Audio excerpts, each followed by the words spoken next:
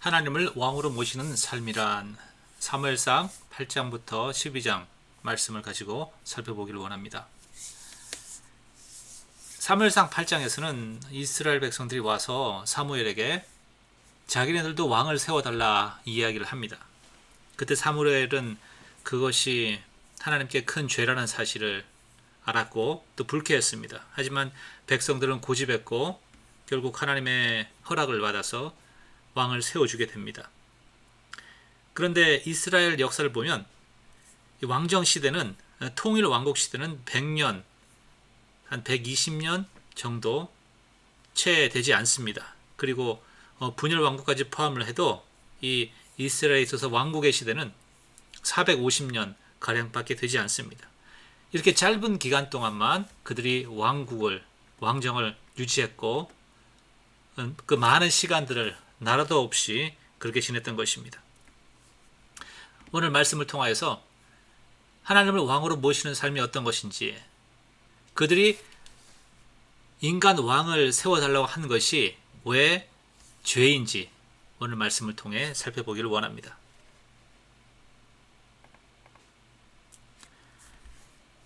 사무엘상 8장 5절, 그에게 이르되 보소서 당신은 늙고 당신의 아들들은 당신의 행위를 따르지 아니하니 모든 나라와 같이 우리에게 왕을 세워 우리를 다스리게 하소서 한지라. 네, 그 당시에는 이스라엘에 왕이 없었습니다. 왕이 없다는 것은 군대도 없었다는 것이죠. 그래서 이들은 주위의 다른 나라들은 왕과 군대가 있었습니다. 이들이 침략을 받았을 때 부랴부랴 군대 장관을 세우고 또 그 군대 장관이 군사를 모집하여서 그들을 이끌고 전쟁에 나갔던 것입니다. 상당히 비효율적이고 항상 열세에 놓일 수밖에 없었죠. 그리고 특히 사사기를 보면 그들의 죄로 인해서 외적이 침입을 하고 또 그 어려움 가운데 부르짖으면 하나님이 사사를 보내셔서 그들을 구원하시고 하는 이러한 패턴이 반복적으로 나타나게 됩니다. 그들은 생각을 했습니다. 어떻게 하면 이런 지긋지긋한 고난의 삶을 끊을 수가 있을까? 네, 하나님은 말씀하시죠. 그들이 우상을 버리고 하나님께 돌아오면 하나님께서 그들의 삶을 안정되도록 하시겠다라고 말씀하셨는데, 이들은 그것 말고 다른 방법을 택합니다. 이방 나라를 보니까 옆에 그 가나안 나라들을 보니까 왕들이 있거든요. 그래서 군대를 항상 유지하면서 국력을 가지고 있으니까 쉽게 침략을 못하죠. 그들이 생각하기를 우리도 왕과 군대가 있으면 평화가 올 것이다 생각을 했습니다.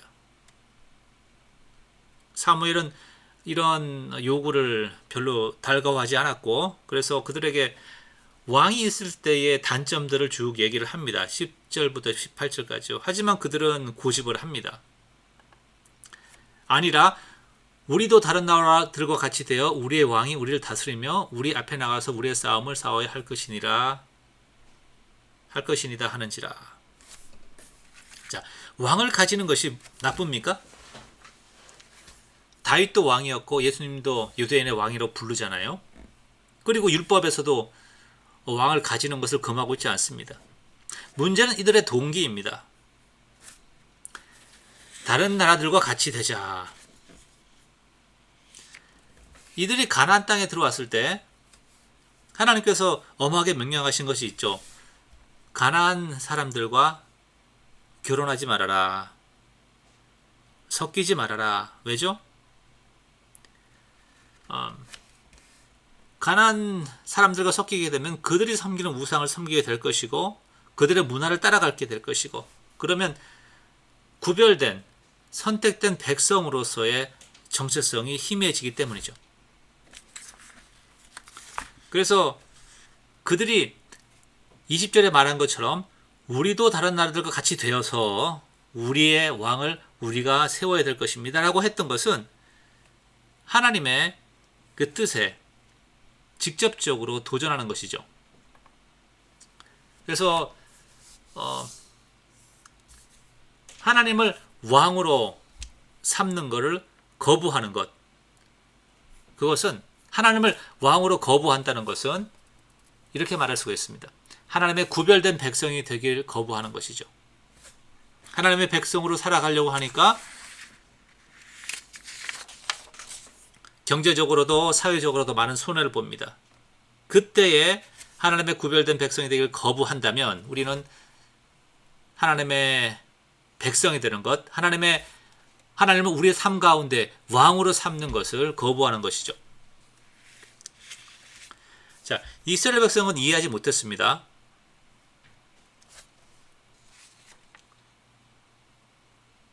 예, 제가 빠뜨린 말이 있네요. 우리는 세상 가운데서 하나님의 구별된 백성으로 살아가기 위해 부르심을 받았습니다. 혹시 안 믿는 불신자가 성공하고 또 사회적으로 재물을 많이 가지는 것, 성공하는 걸 보고서 부러워한 적은 없습니까? 그걸 부러워하기 시작하면 세상이 하는 방식들을 따라가기 시작합니다. 그러면 우리는 구별된 백성의 정체성이 사라지는 것이죠. 자, 본문 말씀으로 돌아가서요. 이렇게 말할 수가 있습니다. 가나안 백성과 혼인하는 것은 그들에게 우상 숭배의 영향을 받을까봐 이해합니다. 그런데 왕을 가지는 것이 왕이 있다고 하면 그 나라를 더 안전하게 지킬 수가 있을 텐데 왕을 가지는 것이 무엇이 잘못입니까? 라고 질문할 수가 있죠. 그래서 이스라엘 백성들은 이제 그것이 무엇이 잘못되었냐 이해하지 못했고, 그래서 하나님께서는 그들의 요구대로 왕을 세워주십니다. 자, 우리가 이스라엘의 역사를 잠깐 생각을 해보면 어떻게 되었습니까? 나라의 안정과 안전을 위해서, 국방을 위해서 왕을 세웠는데 그 왕들의 우상 숭배로 인해서 온 나라가 멸망하게 되죠. 그래서 바벨론의 포로로 잡혀갑니다. 예루살렘이 멸망당하고 성전이 회파됩니다. 하나님의 은혜로 그들이 예루살렘에 들어왔을 때 그때 그들을 깨닫게 됩니다. 그들이 어떤 왕입니까? 용사왕이 필요했던 것이 아닌 그들에게 필요했던 것은 바로 하나님을 신실하게 섬기는 제사장이었다는 것입니다. 자, 그들에게 리더가 필요했습니다. 그런데 하나님께서는 그들에게 어떤 리더가 필요하다고 생각하십니까? 충실한 제사장이 필요했다라고 생각을 하시는데, 이스라엘 백성들은 우리에게 장군, 군대를 이끌고 나가서 싸움에서 승리할 수 있는 용사 왕이 필요하다, 이렇게 얘기한 것이죠. 신실한 제사장과 용사 왕, 차이가 있죠. 분명히 하나님이 보실 때 그들이 필요한 리더십과 사람이 원했던 그런 리더십, 왕의 모습은 차이가 있습니다. 하나님은 우리에게 하늘의 복을 주시려고 합니다. 영원한 복을 주시려고 하는데 우리의 관심은 이 땅의 복에 관심이 있습니다. 하나님께서는 영원한 하늘나라에 우리의 삶을, 생명을 주시려고 하는데 우리는 여기서의 우리의 생명을 유지하기 위해 급급한 것이죠. 너무나도 목표가 다릅니다. 우리가 추구하는 목표와, 말씀을 바꿔 말하겠습니다. 하나님이 우리에게 주시려는 목표와 세상 사람들이 추구하는 목표는 다른 것이죠. 그렇기 때문에 결코 세상을 따라하면 안 됩니다. 무심결에, 따라하다 보면 무심결에 우리는 세상의 종말, 세상이 뭘 따라가죠? 사탄이 권세 잡은 세상, 사탄을 따라가는 것이죠. 그러면 사망에 이르게 되는 것입니다. 세상을 따라가면 영생을 결코 얻을 수가 없습니다. 왜냐하면 세상에 추구하는 것은 영생이 아니기 때문에 그렇죠. 자, 그래서 첫 번째로 하나님을 왕으로 모신다는 삶은 하나님의 구별된 백성으로 사는 것을 기뻐하는 것입니다. 근데 이스라엘 백성들은 하나님의 구별된 백성이 되는 걸 거부했죠. 왕을 요구함으로써. 하나님께서는 그들이 이해하지 못하기 때문에, 영적으로 어두운 상태이기 때문에 그들의 요구대로 왕을 세워주십니다. 9장 2절에 보면 이렇게 말합니다. 그의 이름은 사울이요 준수한 청년이라. 핸섬했다는 얘기면 잘생겼다 이런 얘기죠. 이스라엘 자손 중에 그보다 더 잘생긴 자가 없고 키는 모든 백성보다 어깨 윗만큼 더 컸더라. 자, 이 말씀을 읽을 때에 우리는 착각을 할 수 있어요. 하나님도 외모를 중요하게 보시는구나 라고 하면 이단이 되는 것입니다. 본문에서 이것을 말하고 있는 이유는 하나님께서 왕을 세우시는데, 사울을 세우시는데 그들의 요구에 따라서, 그래 너희들이 잘생기고 싸움 잘하는 키 큰 덩치 좋은 그런 왕을 원하냐? 내가 그래 찾아줄게. 자, 사울이 바로 그런 사람이다 라고 하는 것을 보여주기 위해서 저자가 이것을 언급한 것이죠. 그래서 사무엘이 이제 사울을 모든 회중 사람들 앞에 이끌어내고 이렇게 얘기합니다. 너희는 여호와께서 택하신 자를 보느냐? 아주 늠름하고 장사고 또 잘생기지 않았느냐? 모든 백성 중에서 짝할 리가 없느니라 하니 사람들이 좋아하죠. 왕은 만세를 하옵소서, long live the king, 이렇게 이야기를 합니다. 자, 과연 어떻게 되었을까요? 하나님께서 이렇게 그들의 요구대로 왕을 세워주셨는데 사울을 통하여서 전쟁에서 승리를 했을까요? 네. 첫 번째 전쟁에서 엄청난 승리를 합니다. 놀라운 승리를 거두고 모두 기뻐합니다. 근데 사무엘만 빼고 그렇죠. 모든 백성이 길갈로 가서 거기서 여호와 앞에 사울을 왕으로 삼고, 길갈에서 여호와 앞에서 화목제를 드리고 사울과 이스라엘 모든 사람이 거기서 크게 기뻐하니라. 네, 이 상황은 보면 참 해피엔딩 같아요. 잘 됐고 하나님의 뜻이구나. 드디어 하나님이 그 백성을 돌아보시고 이제 왕을 세우셔가지고 더 이상 사사기처럼 그렇게 어려운 고난의 시간들을 지나게 하지 않는시는구나 라고 생각할 수가 있어요. 하지만 그것은 백성들의 착각이라는 것이죠. 사울과 이스라엘 모든 사람이 크게 기뻐하였다. 사무엘은 기뻐하지 않았습니다. 왜냐하면 사람들이 승리를 주셨다고 해서 자신들의 생각이, 왕을 요구했던 자신들의 생각이 옳은 것이었다 라는 착각을 했다고 생각합니다. 다시 말합니다. 우리 삶 가운데 승리와 성공이 온다고 해서 성공을 위해서 열심히 기도했겠죠. 돈을 더 벌기 위해서 기도를 합니다. 그때 하나님이 그 기도를 응답해 주셨다고 해서 하나님께서 그 돈을 달라고, 성공을 달라고 기도했던 여러분의 그 동기와 그 생각에 동의하신 것은 아니라는 것이죠. 말이 좀 어렵죠? 이제 다른 말로 하면 삶이 잘 된다고 해서 여러분의 믿음이, 여러분의 생각이 하나님 앞에 바로 섰다고 착각하지 않아야 된다는 것입니다.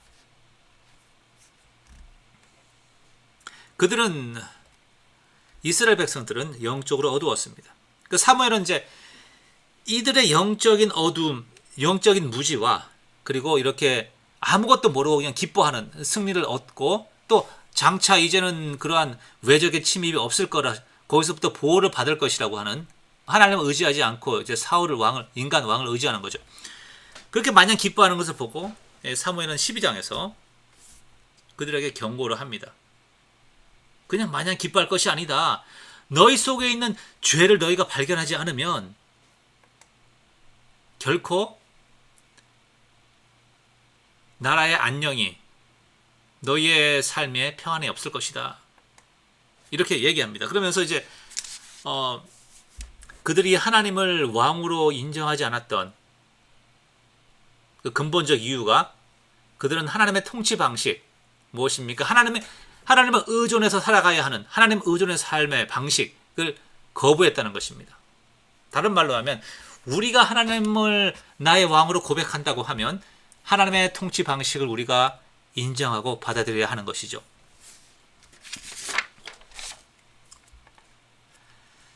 백성들이 왕을 요구했을 때 하나님이 이렇게 말합니다.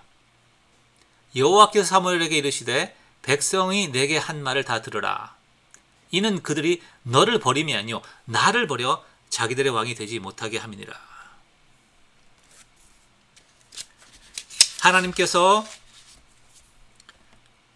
하나님은 보이지 않는 분이시죠.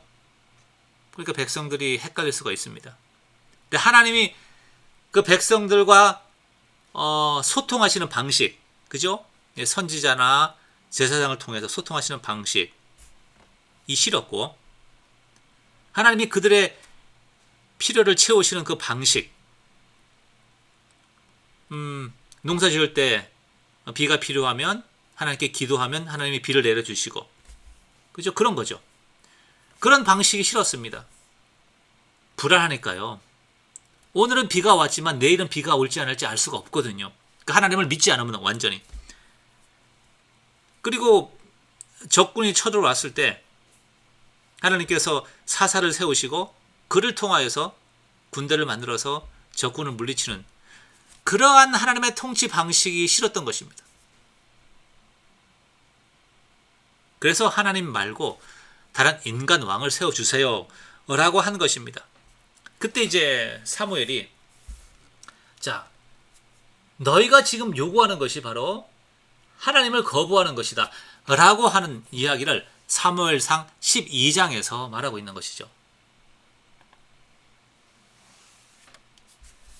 사무엘이 백성에 이르되 하나님께서 모세와 아론을 세우시고 또 하나님께서 모세와 아론을 통하여서 너희 조상들을 애굽 땅에서 인도하여 내셨다. 다른 사람이 아니다. 모세와 아론이 인도한 것이 아닌 하나님이 하셨다는 사실을 이야기하죠.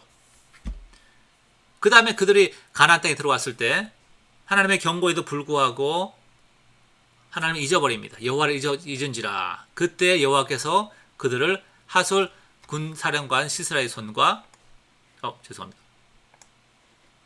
블레셋 사람들의 손과 모압 왕의 손에 넘기셨더니 그들이 너희를 치매 백성이 여호와께 부르짖어 가로되 우리가 여호와를 버리고 바알들과 아스라롯을 섬김으로 범죄하였나이다. 그러하오나 이제 우리를 원수들의 손에서 건져내소서. 그리하시면 우리가 주를 섬기겠나이다 하매. 자, 사실 이러한 것들이 계속 반복되죠. 사사기에 보면, 그죠? 죄짓고 또 그 다음에 외적인 침입을 하고 부르짖고 사사를 보내서 구원하시고 반복이 됩니다. 왜냐하면 그들 계속 죄 가운데 여전히 거하기 때문에 그렇죠. 그때마다 여호와께서 여룻바알과 베단과 입다와 나 사무엘을 보내사 여러 지파에서 여러 가지 배경에서 어떤 직업이든 상관없이 그 사람이 누구이든지 강한 자든지 약한 자든지 전쟁에 훈련되어 있든지 안 되어 있든지 상관없이 하나님께서는 그 사람을 사용하셔서 너희를 사방 원수의 손에서 건져내사 너희를 안전하게 살게 하셨거늘. 그러니까 하나님께서 어떠한 사사와 어떤 리더를 세우든지 상관없이 그 사람을 통하여서 구원하셨거늘 어찌하여 너희가 너희가 암몬 자손의 왕 나하스가 너희를 치러 옴을 보고 두려워서 하나님을 신뢰하지 못하고 너희 하나님 여호와께서는 너희의 왕이 되심에도 불구하고 너희가 내게 이르기를 아니라 우리를 다스릴 왕이 있어야 하겠다 하였도다. 그렇죠? 하나님의 통치 방식, 하나님께서 그 백성을 보호하시는 그 방식을 싫어한 겁니다. 그때 사무엘은 결론적으로 얘기를 하죠. 너희의 안전은 인간 왕에 달린 것이 아닌 하나님 손에 달려있다는 사실. 너희가 만일 여호와의 목소리를 듣지 아니하고 여호와의 명령을 거역하지 아니하면 아무리 너희가 많은 군대와 용사 왕을 가지고 있다 할지라도 너희가 아무리 다른 큰 강대국을 의지한다 할지라도 여호와의 손이 다른 대적의 손이 아니죠. 원수들의 손이 아니라 여호와께서 친히 너희를 치실 것이다. 이렇게 말합니다.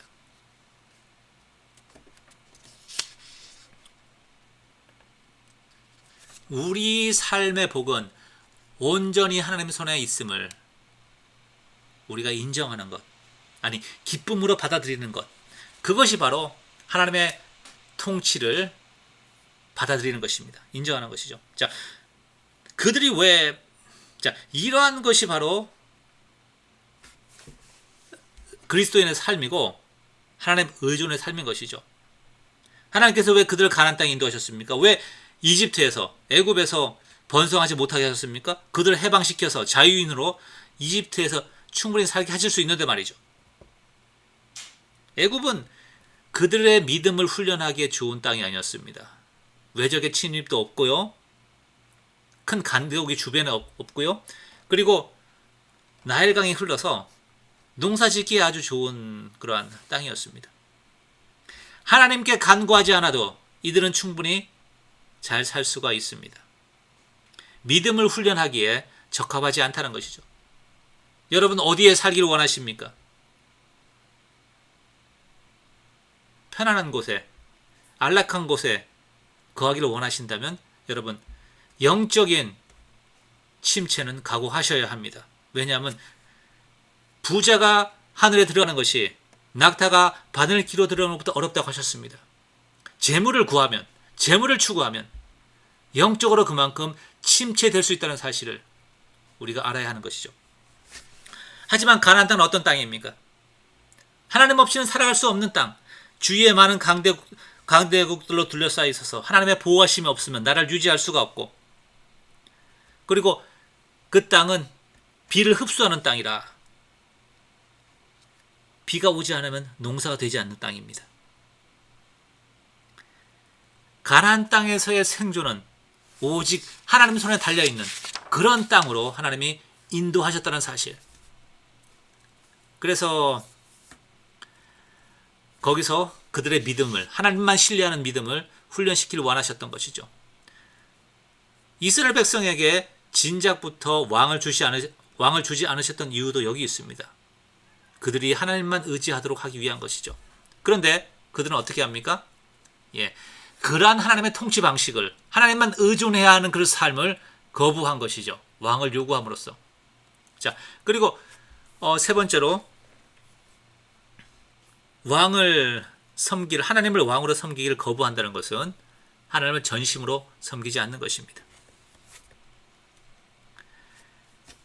이스라엘 백성이 왕을 구한 것이 무엇이 죄인지, 왜 죄인지 이해할 수가 없었습니다. 그때 사무엘은 천둥과 비를 이제 하나님께 기도함으로 천둥과 비가 그때 쏟아지는 거예요. 그때가 건기여서 이 비가 올 때가 아닌데 말이죠. 그러면서 백성들에게 보여주는 겁니다. 봐라, 너희들이 이해할 수 없지만 너희가 왕을 구함으로 하나님의 진노를 산 것이 맞다. 자, 우리 삶 가운데 무엇이 하나님의 뜻인지 잘 모를 수가 있습니다. 그때 내가 정말 전심으로 하나님을 사랑하고 섬기는가 하는 이것이 어떤 것보다 중요한 어떤 울타리가 되는 겁니다. 하나님의 뜻에서 벗어나지 않게 하는 거죠. 그러니까 이스라엘 백성들이 왕을 구한 것이 왜 잘못인지 몰랐을 때 사무엘은 이렇게 마지막으로 권고를 합니다. 너희들이 과연 이 모든 악을 행하였으나, 자, 이해할 수 없지? 오케이, 더 이상 설명하지 않겠다. 중요한 것은 여호와를 따르는 데서 돌아서지 말고 오직 너의 마음을 다해 여호와를 섬기라. 돌아서서 유익하게도 못하고 구원하지 못하는 헛된 것들, 헛된 우상과 인간의 어떤 그러한 능력을 따르지 말라. 그들은 헛되니라. 이렇게 말합니다. 만약 이들이 하나님을 전심으로 섬겼다고 한다면 우상을 섬기지 않았겠죠?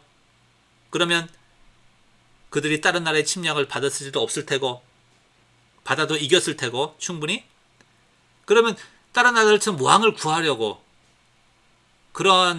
구하지도 않았을 것이고, 그러면 모든 나라가 이스라엘 보고, 야, 쟤네들은 왕도 없고 군대도 없는데 어떻게 저렇게 오랫동안 안정된 삶을 살아가지? 하면서 하나님의 관심을 두게 되는 것이죠. 이러함으로써 열방이 하나님께 돌아오게 하는 것, 이것이 가장 바람직한 것이었죠. 그런데 그들의 죄로 인해서 그렇게 되지 않아서 예수 그리스도를 왕으로 보내신 겁니다. 나중에. 다시 한번 20에 이렇게 얘기합니다. 너희가 죄인이지만 하나님이 너희를 자기 백성으로 삼으신 것은 하나님의 기쁘신 뜻으로 삼으신 것이다. 너희가 죄인이지만 너희가 잘못했을 때 하나님께 매맞고 외적의 침입을 받지만 그것은 너희를 위한 것이고 그렇게 함으로써 하나님의 크신 이름을 나타내기 위해서 하신 것이다.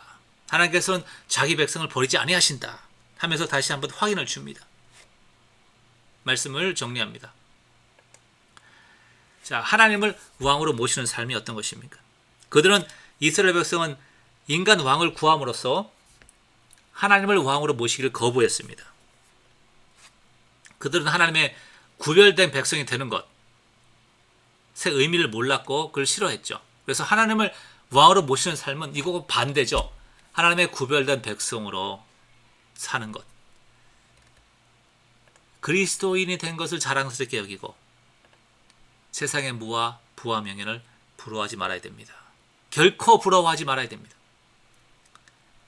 두 번째, 하나님 의존의 삶이라는 독특한 통치 방식을 받아들이는 것입니다. 하나님은 우리의 삶의 모든 사건들을 통해서 우리의 믿음을 더 강하게 훈련하시는 것, 이것이 하나님의 목적입니다. 왜냐하면 믿음으로 말미암아 우리가 하늘을 상속할 수 있기 때문이죠. 하나님께서 우리에게 예비하신 것은 하늘의 복입니다. 그리고 이 하늘의 복은 하나님을 의존하는 방법을 통하여서, 그런 삶을 통하여서 우리가 얻을 수 있는 것이죠. 그래서 신뢰와 순종으로 하나님이 우리에게 복을 주시고 또 그런 복을 우리가 기다려야 합니다. 세상 사람들이 하는 것처럼 물질과 명예, 성공을 통하여서 세상의 복을 추구한다면 우리는 하늘나라에 합당한 자가 아닌 것이죠. 그리고 마지막으로 하나님을 왕으로 모시는 삶은 하나님을 온 마음과 생명을 다해 섬기는 것입니다. 보이지 않는 하나님, 그러나 놀라우신 하나님을 섬김으로 세상이 알 수 없는 그런 평안과 기쁨이 우리 안에 있기를 원합니다. 감사합니다.